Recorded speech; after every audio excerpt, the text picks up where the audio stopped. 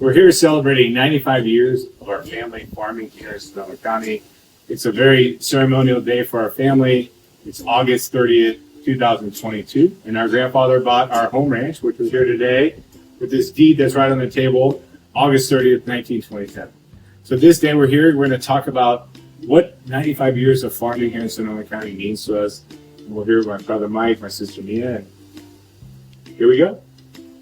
Well, one of my first memories is the grandfather took me pruning. He had great pride in his ability to prune, and none of his sons or his daughter could ever prune as good as him. So he was going to show me how to prune. So he took me down to prune a pear tree, and I remember that he was so anxious to show me I could see it.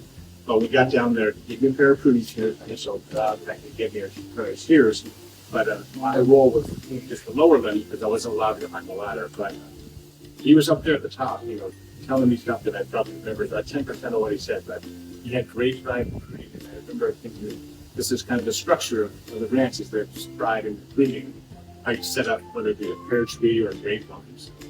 So that was one memory that I'll never forget. And speaking of him, my biggest childhood memory is driving in the truck, because, they didn't have garbage disposals, so my grandmother would fill it with a bucket of all the scraps, and then he'd bring it down. He had a pig.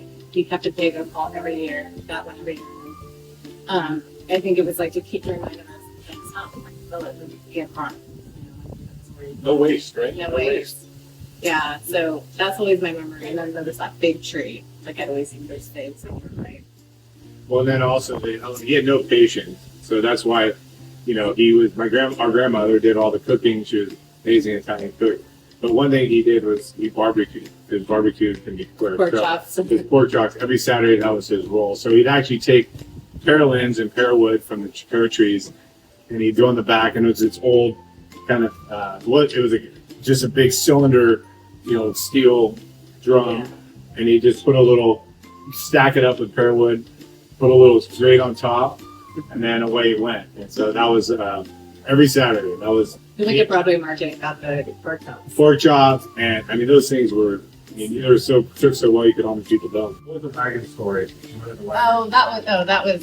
Oh my God, that is like gone down in history. Mike was pulling me in the wagon, and I fell out. He was going a little too fast, and I happened to tip it over. He tipped it over, and I fell and hit my head. It was my first stitches in the hospital. I forgot about that one. And our Auntie Rain was not happy, so she was I remember that. scolding. What do you remember about weather?